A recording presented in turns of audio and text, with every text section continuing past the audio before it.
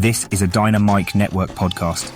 Hey guys, Marvelous Joe at the top of the episode here to let you know that for the months of November and December, Jonathan and I will be donating 10% of the proceeds that we earn on our Dynamic Duel store to the charity Stand Up to Cancer.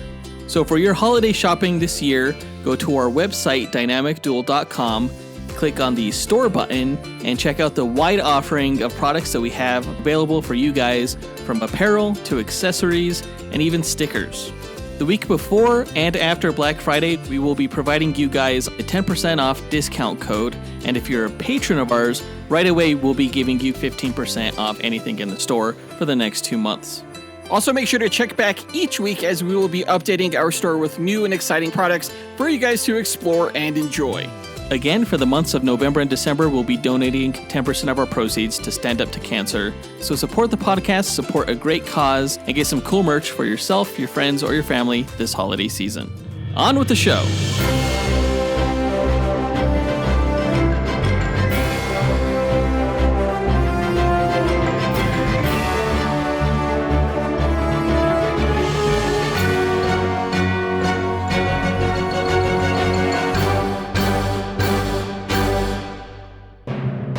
Hi, welcome to the Dynamic Duel podcast, a weekly show where we review superhero films and debate the superiority between Marvel and DC by comparing their characters in stat-based battle simulations.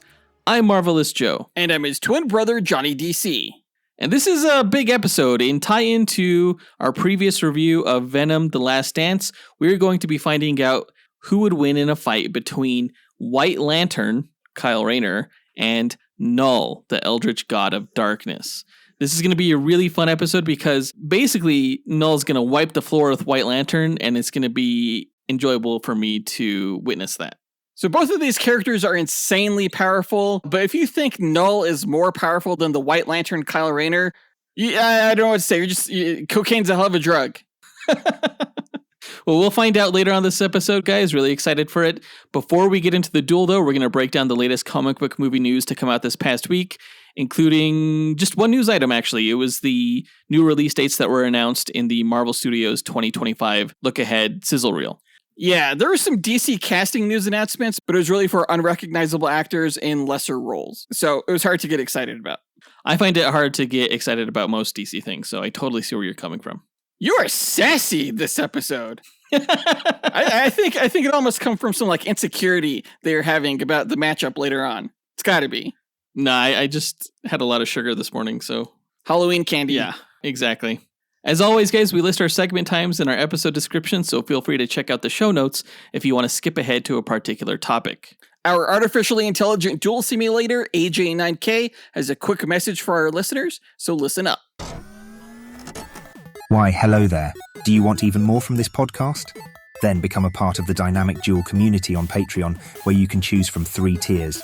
The Dynamic 2.0 tier gives you access to our Discord chat server, the Fantastic 4 tier gives you 2 bonus episodes each month, and the X-Force tier makes you an executive producer of this show. Lastly, the Dynamite Podcast Network tier lets you create your own podcast using this Monte Carlo simulator. Johnny and Joe will help you develop your show, provide graphic support and consultation, and get you simulation results. Pitch the twins your ideas via email at dynamicduelpodcast@gmail.com. Check it out at patreon.com/dynamicduel. Pip pip cheerio. Thanks, AJ9K, and thanks to everyone who supports the podcast. Guys, be sure to tune into the other shows in the Dynamite Podcast Network this week, including Max Destruction, which pits your favorite action heroes from film and television against each other. This week, hosts Scotty and Gilly are determining the winner between Mickey Mouse and SpongeBob SquarePants. On the Syndro World podcast, host Zachary Hepburn speculates on fights between fan-favorite anime and manga characters. Zach is traveling abroad for the next couple of weeks, so the show is currently on a brief hiatus. And on the Console Combat podcast, hosts John and Dean simulate battles between popular video game characters. In yesterday's episode, they found out who would win in a fight between Scud, the disposable assassin, and IG-88 from Star Wars Battlefront 2. Visit dynamicpodcasts.com or click the link in our show notes to listen to all of the shows in the Dynamite Podcast Network. But with that out of the way, quick to the no prize. A No Prize is an award Marvel used to give out to fans. Our version, the dynamic Duel No Prize, is a digital award we post on Instagram for the person that we feel gave the best answer to our question of the week. Last week, we asked you guys to give us your best 30-second film pitch for the MCU Blade movie because we got news that the film was removed from Marvel's schedule, and we had to figure, it's got to be easier than what they're making it to crack a Blade script for the movie. We got quite a number of answers, but we're going to break down this week's honorable mentions before revealing the No Prize winner. Our first honorable mention goes to Colby Henches, who said, "Hey boys, Colby Henches. Since Marvel likes to get cheeky with the punctuation lately, the new Blade movie will be Blade, Ebony. It'll be Blade teaching the new Black Knight Dane Whitman how to use the ebony blade he found at the end of the Eternals. The Black Knight will be the young, loose cannon. Blade's getting too old for this shit, Whitman. It'll be a Lethal Weapon with vampires. But who do we get to play the Joe Pesci part?" Yeah, this is a pretty good idea. The only appearance we've gotten of Mahershala Ali as the Blade character, if you can call it an appearance because it was just his voice, was in the end credit scene of the Eternals movie, in which we hear Blade addressing Dane Whitman, the Black Knight, about his ebony blade. So we know that those two have met in the Marvel Cinematic Universe, and I like to think that's not a plot thread that Marvel would just leave hanging. Now, the Black Knight wields a blade in the comic books called the Ebony Blade, which is a vampiric blade of sorts. You could describe it that way. And I'm pretty sure that's why Blade showed up in the Eternals even. But Dane Whitman's sword is a magical, powerful sword that grants him bloodlust that he constantly has to fight against. Yeah, I really like the idea of a Lethal Weapon vampire movie. I think that's fantastic. As for who would be cast in the Joe Pesci role, I nominate Joe Pesci. Yeah, just cast Joe Pesci. He's still around. Great answer, Colby. Our next honorable mention goes to Mason Thompson, who said, "Okay, you could involve... Sorry if I'm saying this super fast. You could involve the Werewolf by Night and the Swamp Thing to kind of continue on from their short film. And Blade has to hunt them down because he thinks they're involved with the vampires. You could have the vampires be like a tribe, so that way they haven't been in MCU because they're like hidden. And so he hunts them down. He realizes that they're not a part of that. And then they team up or something like that. Like he thinks they're part of the vampire tribe. And then, yeah." So Mason Thompson made sure to call back and let us know that he meant Man-Thing and not Swamp Thing, since Swamp Thing is a DC character. But yeah, both Werewolf by Night and Man-Thing were in the Werewolf by Night Disney Plus special presentation that came out a few Halloweens ago. So the characters are established, and yeah, it would be neat for Blade to interact within the supernatural world that special set up and go after them thinking that they're, evil creatures, but it turns out it was just a mix-up, and then they all join together to fight an evil vampire tribe. I like it. It has shades of like Underworld to it, but Underworld is just a cool concept. Like vampires versus werewolves isn't currently being done right now, and so it's ripe for the picking. Yeah, I didn't think of it that way, but that would be cool. Essentially, it seems like Mason Thompson is pitching a Midnight Suns movie that just stars the character of Blade, which I have no problem with. So great answer, Mason. Our next honorable mention goes to Travis Bailey, who said, "Hey, Travis Bailey, shout out to my good twin. All right, so look, Contessa goes to Old Man Hawkeye. I need that Ronin outfit, okay? I'm putting together a team. We got to thread Lilith out of Idaho, and she's producing demons somehow. We going to go there, we going to shut her down. They get there, they meet up with Elsa Bloodstone thinking that she's Lilith. She ain't that, but she whoops their ass, all right? But mask comes off, I'm not Roman, I'm Blade. And the big bad at the end, the Scarlet Witch." Okay, he went through that really quick, but basically Travis's pitch is having the Contessa hire Hawkeye as Ronin to go after Lilith, during which they encounter Elsa Bloodstone, who they think is Lilith. They find out it's not. She teams up with Ronin, who turns out to be Blade, against the final bad guy, who turns out to be Scarlet Witch. So there's a lot of elements going on there. I would probably nix the Scarlet Witch thing at the end and just have the actual bad guy be Lilith, the mother of demons. Or actually, there's another Lilith who's like the daughter of Dracula, so you might want to go that route. But we've been introduced to Elsa Bloodstone in the MCU in the Werewolf by Night special presentation, and she was fantastic in that short film, and she managed to get a hold of the Bloodstone within that story, which we know is a ward against vampires. Elsa Bloodstone would be a great partner for Mahershala Ali's Blade. Yeah, but how do you feel about him as Ronin? There have been a lot of different characters to portray the Ronin identity over the years. Basically, Ronin is kind of a persona for superheroes who have to go undercover. Echo's been Ronin, Hawkeye's been Ronin. I could totally see Blade as Ronin, though I would probably want that reveal to happen sooner rather than later. That way you don't have a Blade movie where Blade rarely shows up. We don't want to think it's Hawkeye the whole time. Honestly, if we were nixing the Scarlet Witch thing, yeah, also just nix the Ronin thing. Just have Blade be recruited to go fight Lilith. I like it. Sold. Yeah, decent concept overall. So thanks, Travis Bailey, for your answer. We want to give a quick shout out to Daniel Alonso, as well as Travis Herndon, who pitched the idea of a Blade and Ghost Rider team up against Blackout and Mephisto in Vegas idea, which I thought was pretty good, but it was more of a demon movie than a vampire movie. So it didn't get an honorable mention, but I still liked it. But the winner of this week's No Prize is Mike Williams, who said, Mike Williams here. Blade movie script. Maybe Blade versus Morbius, and somehow Spider-Man comes along and convinces them they need to be on the same team. Probably never get made, but we can wish upon it. Enjoy your show, and as always, make mine Marvel. Peace.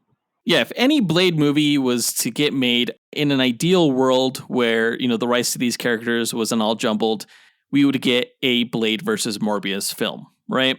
That would be awesome. And they would fight against each other and then end up teaming up to go up against a larger vampire threat such as Dracula, Deacon Frost, someone like that. I think that would be the best case scenario for a Blade movie. Unfortunately, out of all the ideas that were listed here, this is least likely to happen because Sony owns the rights to Morbius. Yeah, but that said, Sony has also lent Spider-Man to the MCU before, so why not another character like Morbius? Well, they might offer that deal with Marvel as a way to extend their Spider-Man contract, so who knows? Maybe it's not out of the realm of possibility. I would like to see it happen. In fact, I think if you got like a Blade movie with Morbius and Elsa Bloodstone as like his sidekicks, that would be the ultimate best case scenario. I think honestly, if Sony wants to get even more in Kevin Feige's good graces, they would offer something like that. For sure. So great answer, Mike Williams. You win this week's No Prize. If you, the listener, want a shot at winning your own No Prize, stay tuned to later on this episode when we'll be asking another question of the week. And now that that's done, on to the news.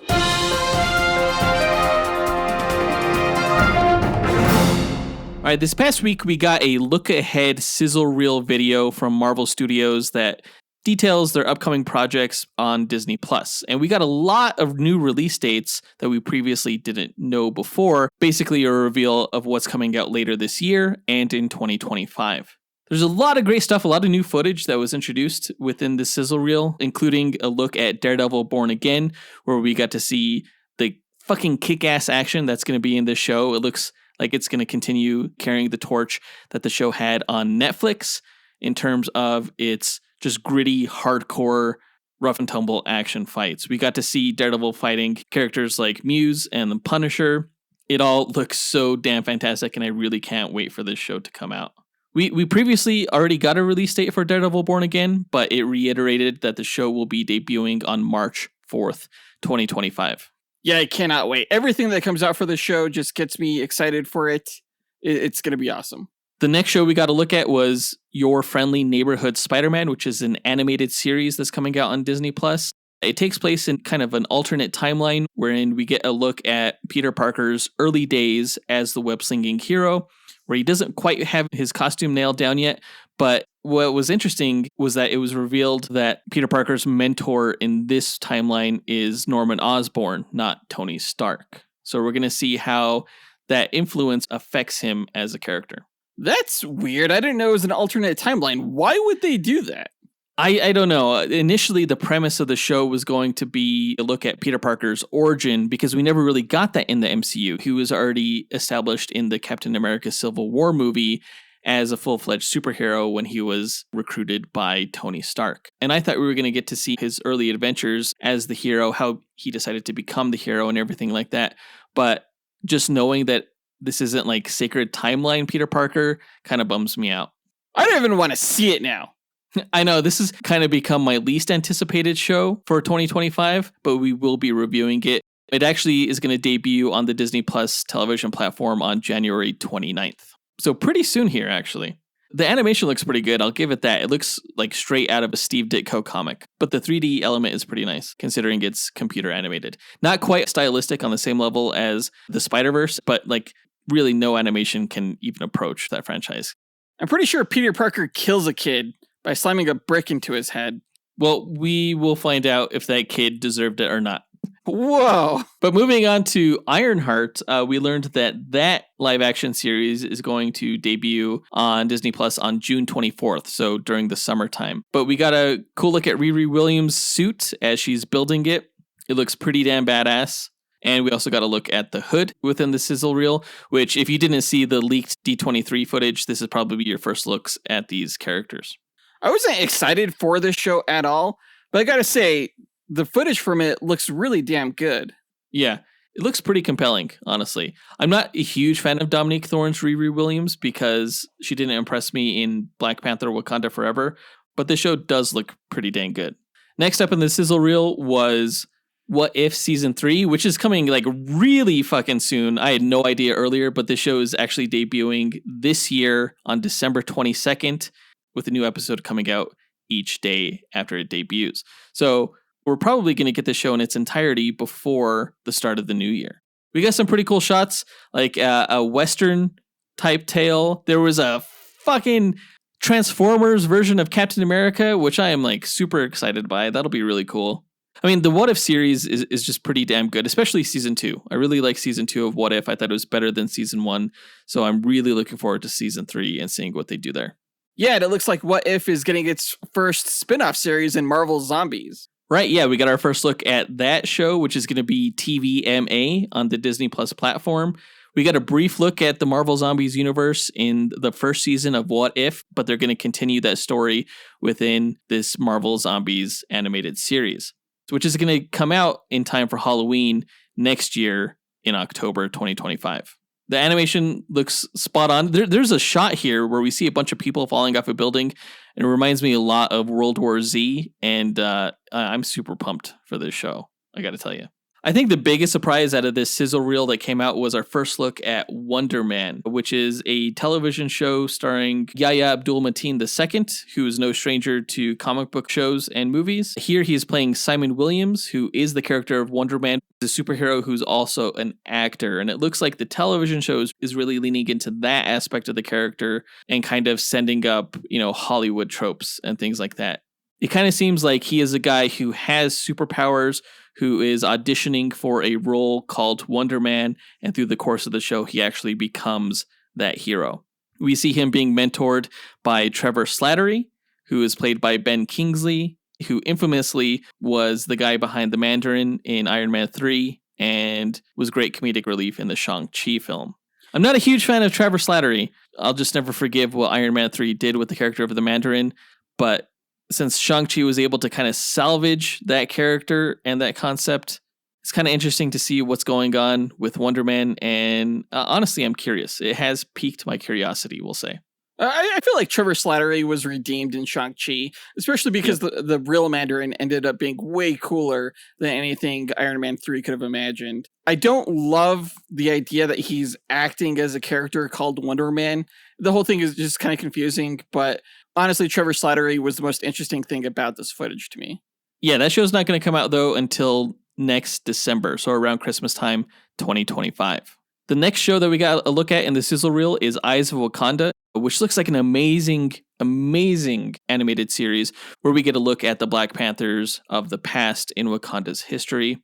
The animation style, I think, is what stood out most to me in that it's not like the What If series or anything else that Disney has produced for Marvel Studios. It looks a little bit more stylized and Pixar-y. Or I guess the best way to describe it so far is that it kind of reminds me of the Clone Wars. Yeah, I thought the same thing.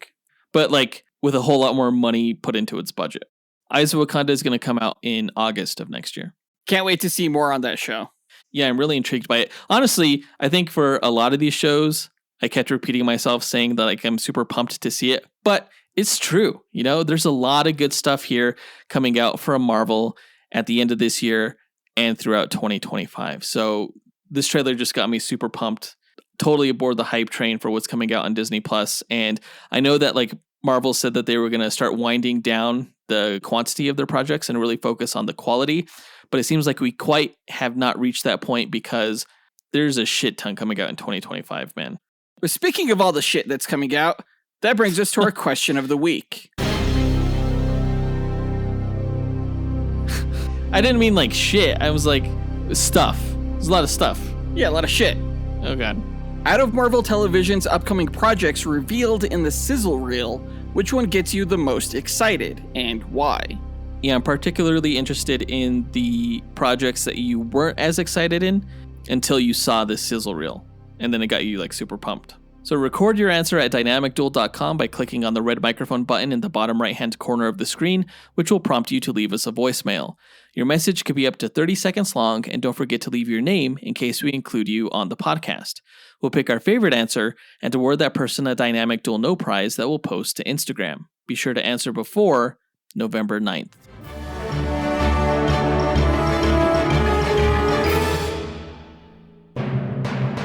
But I think that does it for all the news for this episode, so let's go ahead and get into our main event, where we find out who would win in a fight between the White Lantern Kyle Rayner versus Knull.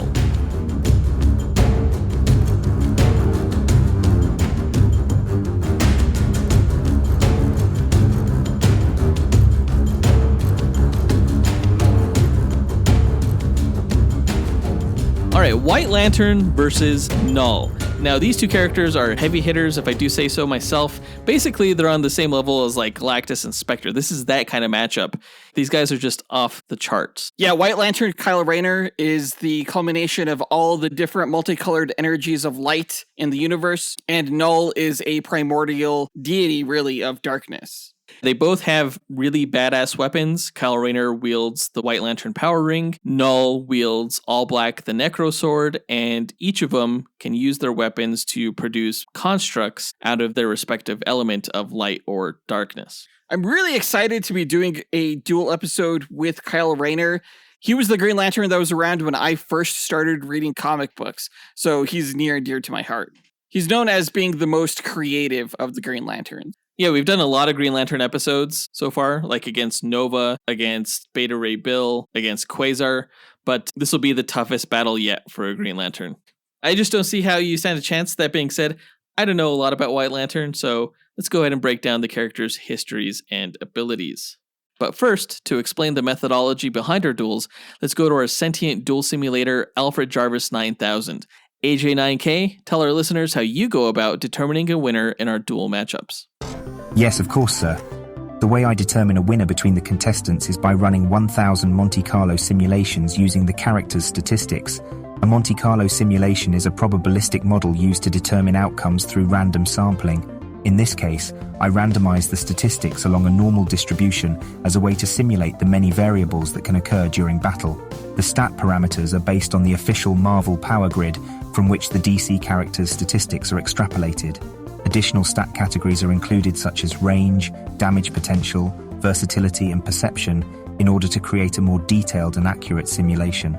The results of the 1,000 simulations provide a percentage of wins for each character. The contestant with the higher percentage is declared the victor, as they have a higher probability to win any given battle.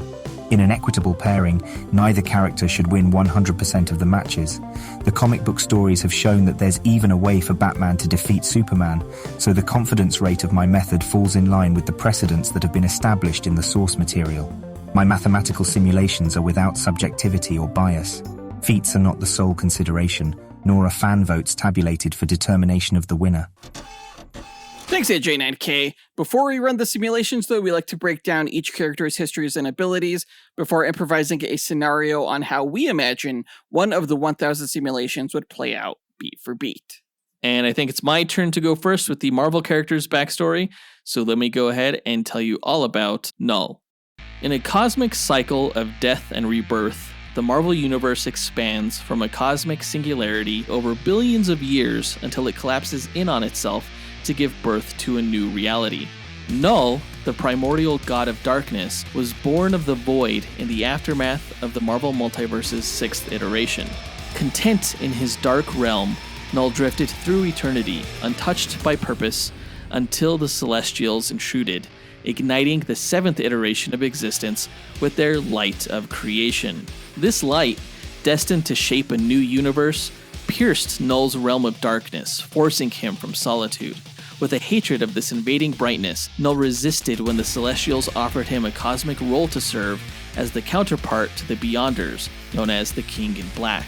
Instead, he waged war upon the Celestials with his power over the primordial void, determined to reclaim his kingdom of darkness. In his defiance against the Celestials, Knull crafted the first symbiote weapon, All Black, the Necrosword, forged from his living abyss. With it, he decapitated a Celestial, causing the other space gods to retaliate, casting him and the slain Celestial's severed head into the void. Isolated but undeterred, Knull repurposed the Celestial's head into a forge, using its cosmic energies to empower his Necrosword further and create his symbiote armor. In his own likeness, Knull began manifesting life from the darkness itself, experimenting with symbiotic creatures and forming a hive mind that connected each creation to his own dark essence. With his symbiote army at his command, Knull clad himself in his symbiotic armor and set forth on a genocidal crusade, destroying planets, extinguishing stars, and slaughtering any god or creature that dared to dwell in the light. For eons, Knull's dark empire grew, and his legend spread through the cosmos as a figure of terror. His conquest drew the attention of a time-displaced Silver Surfer who attempted to free a world under Knull's oppressive rule. The two clashed in an intense battle, with Knull successfully infecting the weakened Surfer with a symbiote, making him his Void Knight.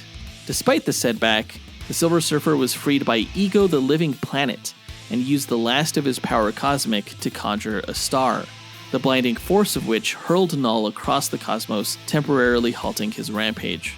Knull recovered quickly, however, and resumed his campaign against the light, undeterred by the setbacks. As his terror continued, Knull encountered an army of gods empowered by the light of the Enigma Force and clad in shining golden armor. Knull slaughtered the entire army, save for one, who struck a blow through Knull's head as Knull impaled the light god through the chest. Wounded, Knull was discovered by Gore, an alien mortal who stole All Black the Necrosword, claiming it as his own. While Knull could have pursued the weapon, he instead allowed Gore to wield the All Black, recognizing the mortal's vengeful heart as a mirror of his own hatred for the light.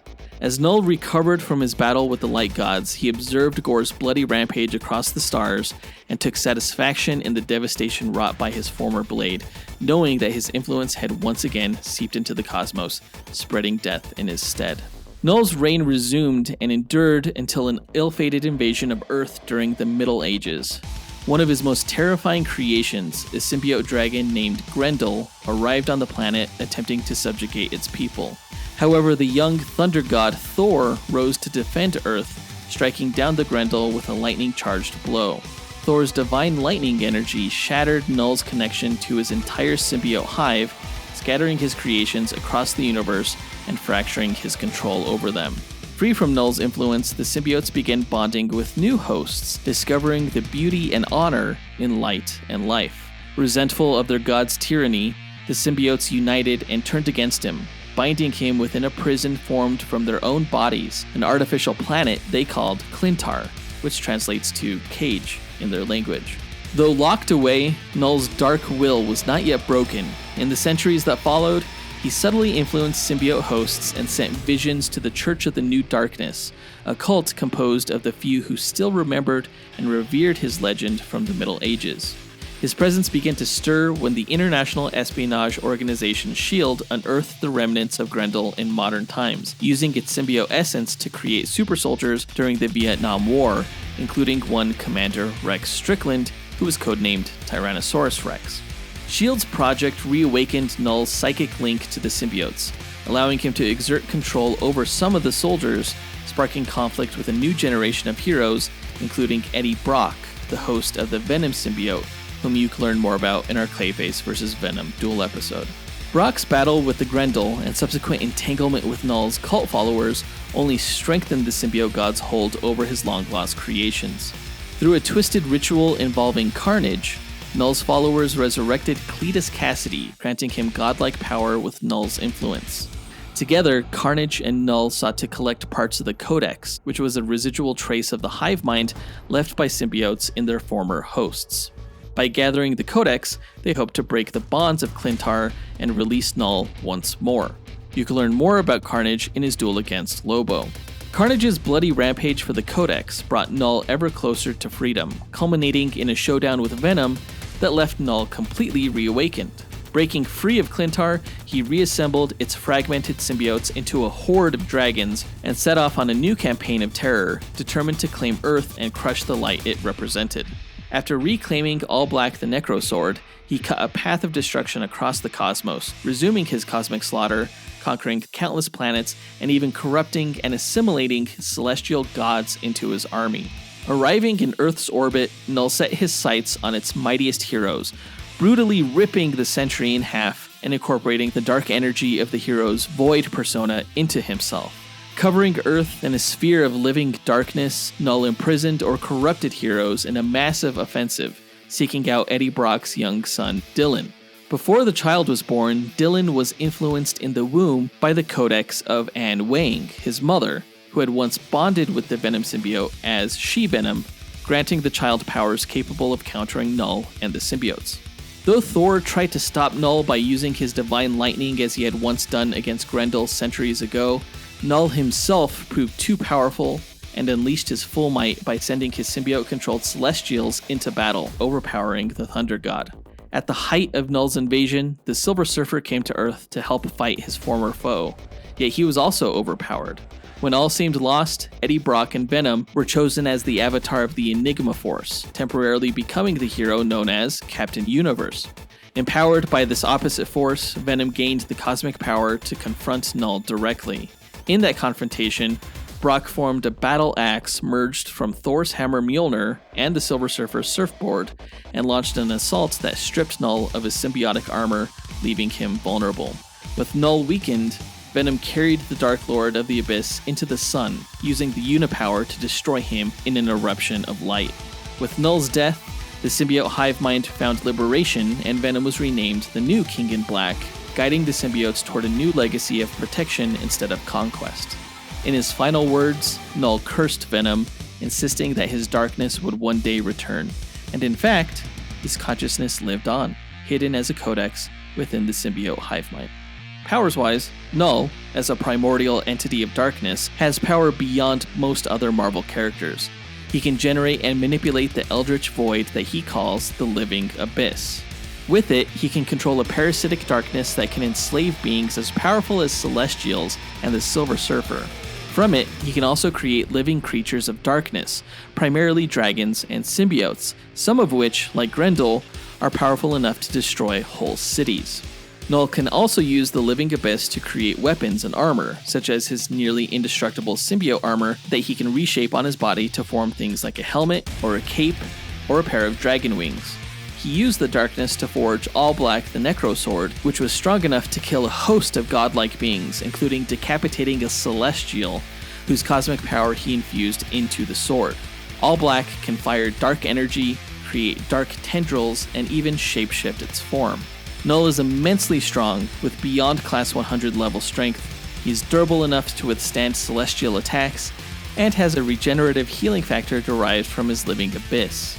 He can fly at orbital speeds using his wings or a dragon mount, and he is an expert combatant with billions of years of fighting experience, and an expert strategist with eons of accumulated knowledge.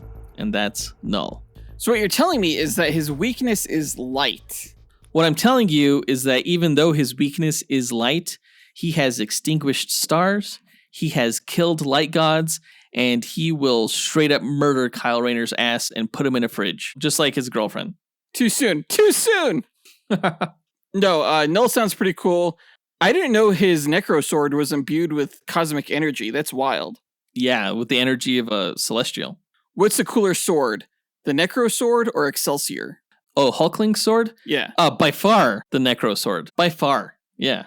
Okay. It's not even a question. You saw what Gore did with the Necrosword. I didn't see what Gore did with the Necrosword. I thought Hela had the Necrosword essentially in the MCU. No. Oh, if we're talking about the MCU, Gore wielded the all-black Necrosword, but it was very different from how it is in the comics. You're right, Hela's abilities in Thor Ragnarok more closely matched the power of the Necrosword. Still not as cool as wielding a power ring, especially a white one. Ooh, jewelry. All right. But like the coolest jewelry. You're gonna learn today. Let me tell you all about the White Lantern Kyle Rayner. At the beginning of the multiverse, when light and life first emerged, the life entity was born and was the source of emotional entities: Ion, Parallax, Predator, Ophidian, Butcher, Adara, and Proselyte. After battling the forces of death and the Black, the entity went into hibernation within Earth to regain its strength, with the earliest sentient race, that would eventually be known as the Guardians of the Universe, hiding its existence to protect it. Hundreds of millions of years later, Kyle Rayner was raised by a single mother, Mara Rayner, in Los Angeles, California, as his father, Gabriel Vasquez, was a CIA agent who was forced to abandon his family due to his line of work. Despite the lack of a father figure, Kyle channeled his energy into art, eventually pursuing a career as a graphic artist. Though his creative nature set him apart, he struggled financially. One random night, however, Kyle's life changed forever when he was approached by a small blue alien named Ganthet, who was a guardian of the universe from the planet Oa and a founder of the Green Lantern Corps Universal Peacekeeping Force. Ganthet was the last of the Oans after the Green Lantern Corps' destruction, and was on a mission to bestow the final remaining power ring to a new bearer. Without explanation, Ganthet handed Kyle the ring before vanishing. Confused but intrigued, Kyle tried on the ring, which instantly transformed his clothing into the standard Green Lantern uniform. Realizing he'd been given incredible powers yet unsure what to do, Kyle showed the ring to his photographer girlfriend Alex DeWitt, who encouraged him to become a superhero and change his uniform into one more creative to set him apart from prior Green Lanterns. Before long, Kyle helped Superman defeat Mongol, both sharing surprise at Kyle's ring's ability to affect the color yellow, a known flaw in prior Green Lantern rings. You can learn more about Superman and Mongol in their respective duels against Dr. Doom and Nihilus. As Kyle continued to train and learn more about his new powers, tragedy struck when he returned home one day to find Alex murdered and her body gruesomely stuffed into a refrigerator by the villain Major Force. Enraged and grief-stricken, Kyle confronted Major Force, who had operated under a shadow government that obtained a Green Lantern power battery, capable of recharging a Green Lantern ring. After recovering the battery and recharging his ring, Kyle chose not to kill Major Force despite his rage, as he knew Alex would have wanted him to make the heroic decision, and he was inspired to fully embrace his role as a hero and a Green Lantern. Over time, Kyle became known throughout the superhero community, forging friendships with other heroes like Connor Hawke, Wally West, and Donna Troy, the latter two of whom you can learn more about in their duels against Speedball and She-Hulk. After joining the Justice League, Kyle eventually encountered Hal Jordan, his Green Lantern predecessor and destroyer of the Green Lantern Corps, who had become a nigh-omnipotent villain known as Parallax. When Parallax attempted to reshape time and reality, Kyle was forced to sacrifice the planet Oa to stop him. Upon Kyle's return to Earth, he settled in New York City, where he became friends with the former Green Lantern, Guy Gardner, and he met Jade, the daughter of another former Green Lantern, Alan Scott, who you can learn more about in our Green Lantern vs. Iceman duel. As Kyle's romantic relationship with Jade developed, he faced new enemies such as Fatality, Sonar, Nero, and Oblivion, the latter of which was a manifestation of his own inner turmoil and fears. Upon realizing the nature of Oblivion, Kyle confronted and overcame this dark aspect of himself, allowing him to tap into his full power potential and transform into Ion, a being of near limitless power.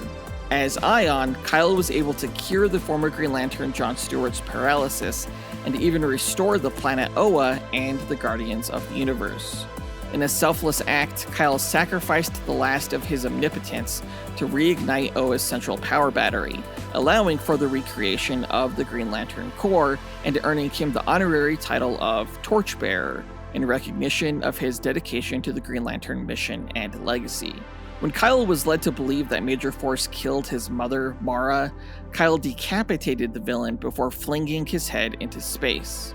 Fearing he had become a danger to those he loved, Kyle left Earth and ventured into the cosmos, where he discovered Hal Jordan's body and unearthed the truth behind Hal's actions, that Hal had been possessed by Parallax, a powerful parasitic entity representing fear which had driven him to madness and destruction. Armed with this revelation, Kyle returned Hal's body to Earth and helped exorcise Parallax from Hal, successfully restoring Hal as a Green Lantern. You can learn more about Hal in our Green Lantern vs. Nova episode. It was later revealed that Sinestro was the one responsible for Mara's death in an effort to break Kyle's will so that he could serve as the new host for Parallax.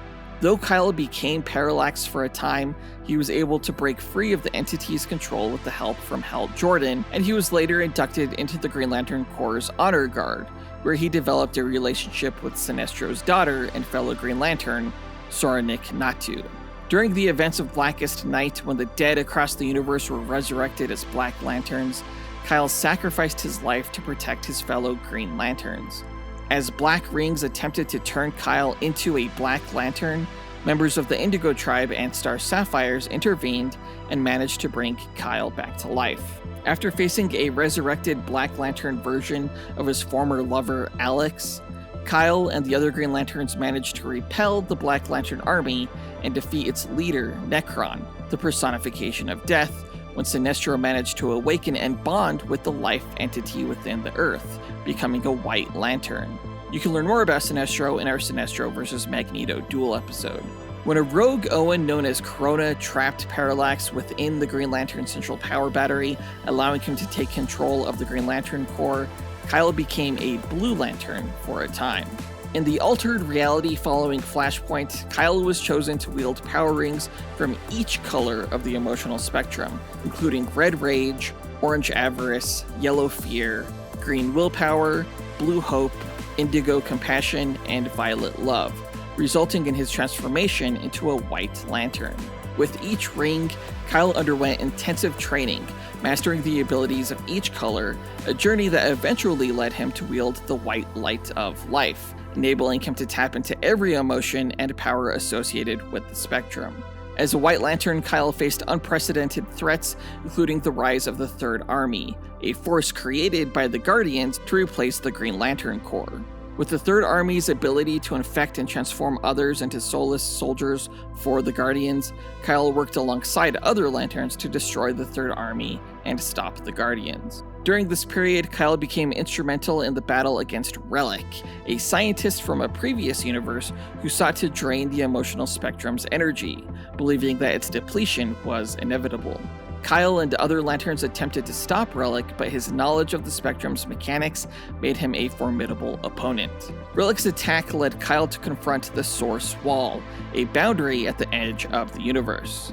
In a final bid to stop Relic, Kyle passed through the Source Wall, a feat that no one had survived, and one that restored each of the emotional entities.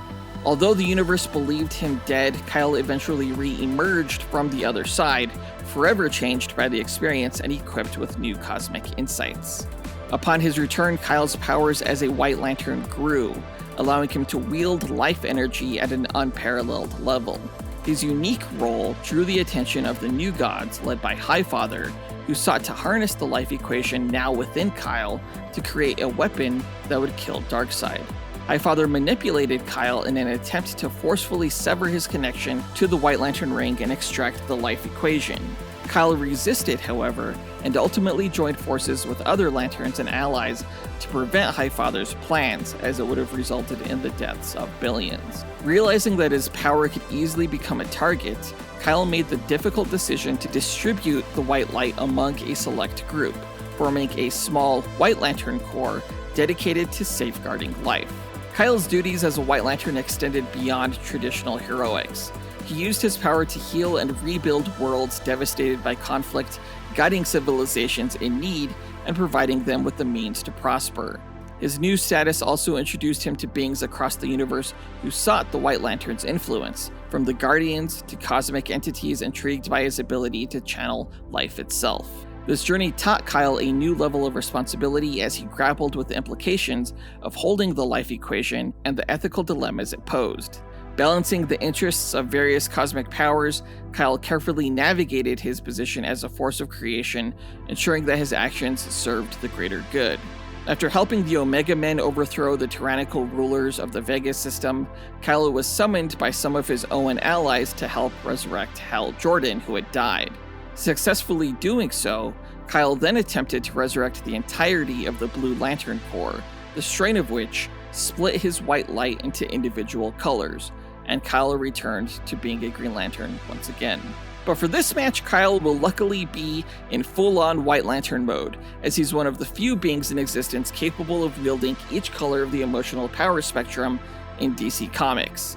These capabilities include indestructible construct generation, allowing Kyle to manifest anything he can imagine in any solid color he chooses except for black.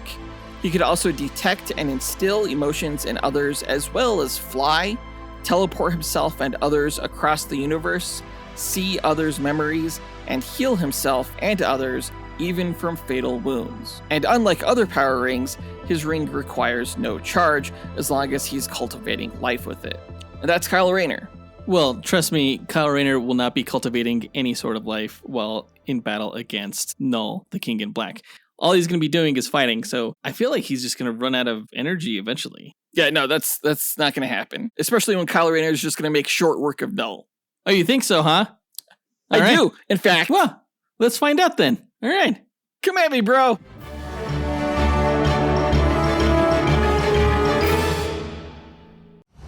In a world where fantasies collide and heroes clash, one podcast network rises above the rest. Prepare yourself for the ultimate showdowns in comic books, video games, movies, and anime. The Dynamite Podcast Network presents Console Combat, where video game legends brawl every Monday. Dynamic Duel, where comic book titans smash every Tuesday. Max Destruction, where TV and action heroes battle every Wednesday. And Sendro World, where anime champions clash every Thursday. Join us as we speculate on the matches and, armed with the power of mathematical simulations, discover who will emerge victorious. Visit dynamicpodcast.com, where we settle the debate and settle the score. Now that we've got their histories and abilities out of the way, let's speculate on how one of the 1,000 simulated matches will go. The winner is determined by simulations, not this speculation, but it's fun to imagine how this fight could play out. AJ9K, what are the rules of our speculation? Well, I should say there are no rules, other than the characters have no prior knowledge of the other going into the fight. All they are aware of starting out is that the other character is a threat that needs to be eliminated. For the speculation, the contestants will begin approximately 50 meters apart in a nondescript environment that will have no bearing on the match itself, as no environmental statistics are considered in my simulations. The contestants must earn victory on their own merit. All right, then let's get into it. White Lantern and Knull meet on the battlefield. Who goes first? I'm going to say that Kyle starts off. You know, he's going to see Knull's Necro Sword, and in response, he's going to create like a giant futuristic lightsaber version of the Buster Sword, you know, Cloud's weapon from Final Fantasy. Basically just a big-ass lightsaber. All right, Knull's going to see this, and like he's going to tell White Lantern that he's going to slit his throat and choke out the stars with his blood. And Kyle's going to be like, okay, not a Star Wars fan, I guess. More of a Star Trek guy, apparently. And, you know, that's when he's going to lift his giant lightsaber sword straight into the air and just slash downward towards Knull. And it's going to emit this vertical wave of pure light energy that's going to slash Knull right in half. No, because White Lantern's massively telegraphing with his big-ass sword, swinging downward and everything. So Knull's going to be ready. He's going to unleash a giant symbiote dragon that serves as a shield to protect him. So the wave of light is going to evaporate the dragon from existence. But as it does that, we see Knull riding another symbiote dragon like a steed. And he's just going to charge full-on White Lantern. And charging along with Knull and his dragon are going to be like 100 symbiote tendrils, okay? And each one of those tendrils has a mouth at the end with sharp teeth. Basically, they just like pass over White Lantern like a cavalry running over a foot soldier. and they just devour him to small bits as they pass. Right, so I just imagine this as him like riding like a black wave of like ink and teeth. Yeah, pretty much. That's kind of cool.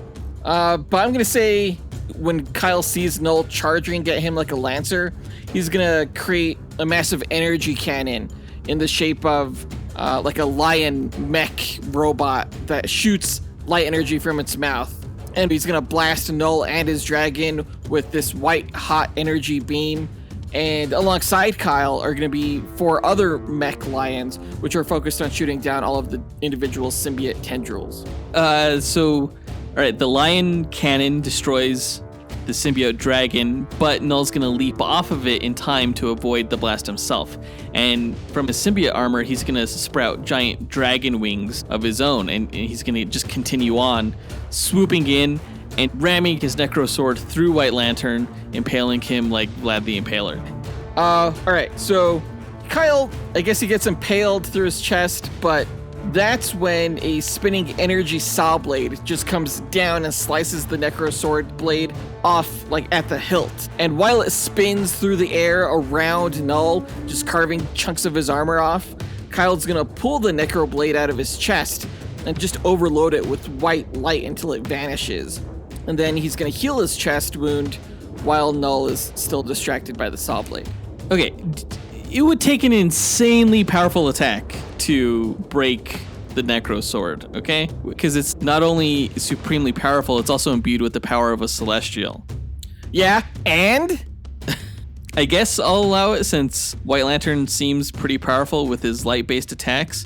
But, like, that wouldn't even matter because Knull has created a new all-black necro sword before. And maybe this one's not quite as powerful, but it's not like the sword is the source of his Living Abyss powers. So while White Lantern is healing, Knull is just gonna conjure a new sword from the hilt of his old one and then create like a giant clawed symbiote hand that like swats the energy saw blade away and snatches up White Lantern in its grasp, just crushing him to death in like this Iron Maiden pointy grip. Well, not really, because as the Iron Maiden grip tightens, Kyle's light aura is gonna solidify and expand into this protective sphere. And as Kyle is pushing back against the darkness, that's when he's gonna yell, "Let's go, Voltron Force!" And that's when his 5 lion mechas that he created transform around him into a giant mecha robot. I figured that was coming. And, his giant mecha is gonna slam his palm down onto Knull and just splatter him everywhere. No, because when the giant Voltron robot slams his hand down, it's going to slam onto a giant spike, like this spire that Knull has erupted from the ground beside him. And from the spire is going to leak this black symbiotic ooze that rushes all over the Voltron bot, just taking it over and transforming Voltron into like this giant horned demon monster type thing. And the Living Abyss is also going to seep into White Lantern's control room area inside the robot and take him over too, just enslaving White Lantern to the will of Knull and making him his new Void Knight, just like Knull did with the Silver Surfer. So this match is over. No, because let's say as the giant mecha is being taken over, that's when the mecha's white light turns bright indigo, and its energy instills within Knull this very strong sense of compassion, causing him to, summon the darkness back to him. So while Knull is having this very sensitive moment, that's when Kyle expands a white dwarf star within Knull's head, obliterating him and his symbiote armor into nothingness. Wow. Okay.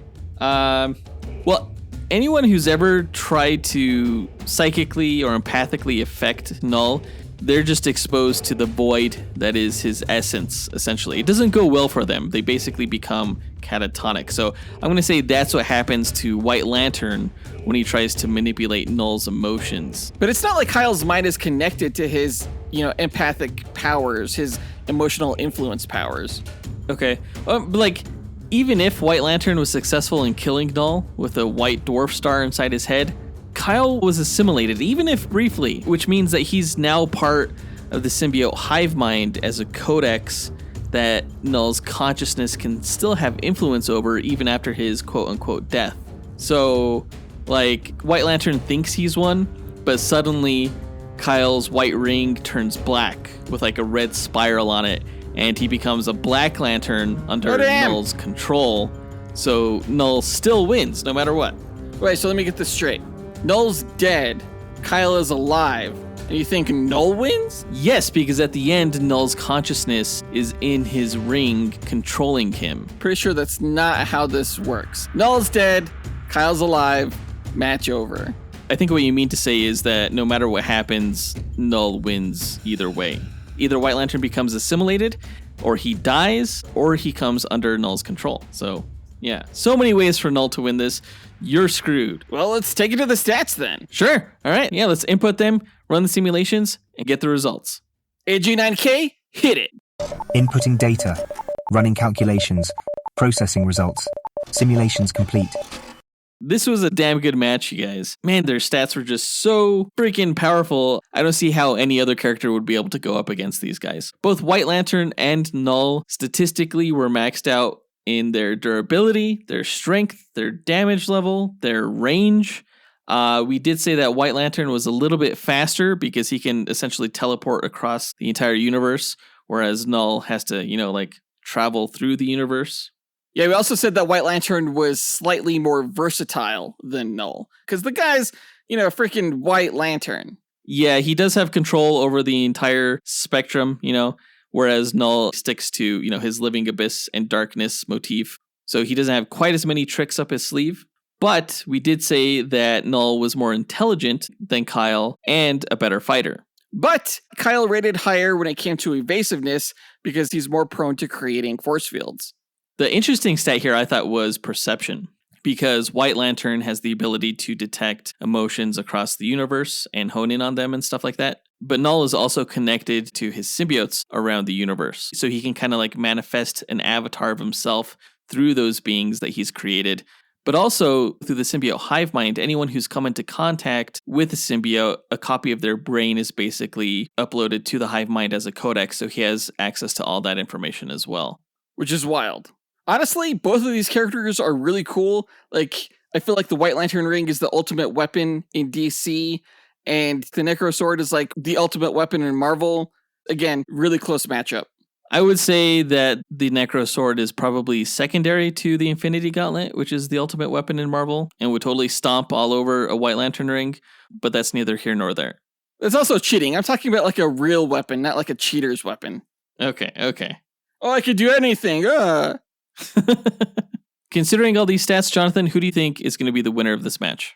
Well, White Lantern, for sure. The stats are really close, but I think he'll come out on top. Now, Instagram disagrees with me. The poll is fresh. It definitely hasn't hit the full 24 hours, but it looks like Knull has a pretty strong lead at the start with a 62% favorability amongst our Instagram poll takers. Well, let's see if they're right. I think they're right. AG9K, the results, please. Here you are, sir. Okay, the winner between White Lantern, Kyle Rayner, and Knull, the King in Black, is White Lantern. Yes! What? Yes! Really? Who is this guy? Motherfucking Kyle Rayner, my boy. I don't know what this shit is, but White Lantern won 522 matches out of the 1,000 simulations, whereas Knull only won 478. In the end, really, it was White Lantern's versatility, his speed, and the fact that Knull is vulnerable to light-based attacks that really put him over the edge. Even though Knull has proven to be extremely resilient against things like the Power Cosmic and Thor's Lightning, it's those things that do him in. That's right. So proud of my boy Kyle. He's been my boy since the 90s. Knull is just new and lame, and this podcast proves it. Knull is definitely one of the better new characters that Marvel has produced over the past decade or so. Definitely the best villain. I hope people who are new to the character at least got that impression through his backstory and his powers and everything like that. He really didn't deserve to go down like this to some punk-ass kid named Kyle. I mean, really? I just feel like Cartman right now. I just want to be like, shut up, Kyle. You shut your mouth, fat ass! Knull is definitely not a Cartman. He's like one of the skinniest characters out there. He's like Slenderman, but with long hair, kind of, and just badass powers and shit. Anyway, that is it for this duel, guys. Let's get this over with. AJ9K, help close us out. Thanks for listening to Dynamic Duel. Visit the show's website at dynamicduel.com and follow us on Instagram at Dynamic Duel Podcast.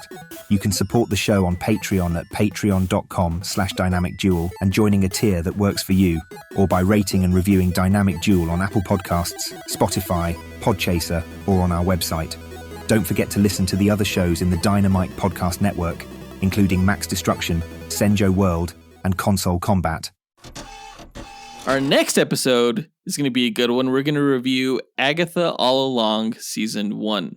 I actually haven't started watching the show. I wanted to wait to binge it so it would be fresh in my mind as I was reviewing it. But I have been waiting on pins and needles to start this thing. I cannot wait. I can wait. I haven't started it either, but I'm not looking forward to the show at all. I heard it's really good. Sure, we'll find out. Oh, you're going to find out. Yeah, you're going to fuck around and find out. I don't know what that means. But yeah. But that does it for this episode. We want to give a big thanks to our executive producers, Ken Johnson, John Starosky, Zachary Hepburn, Dustyn Balcom, Miggy Matanguihan, Brandon Estergard, Nathaniel Wagner, Levi Yeaton, Austin Wesolowski, AJ Dunkerley, Scott Camacho, Gil Camacho, Adam Speas, Andrew Schunk, Dean Maleski, Devin Davis, Joseph Kersting, and Josh Schleiner for helping make this podcast possible. We'll talk to you guys next week. Up and away. True believers. Ebony and Ivory live together in perfect harmony, side by side on my piano keyboard. Oh Lord, why don't we?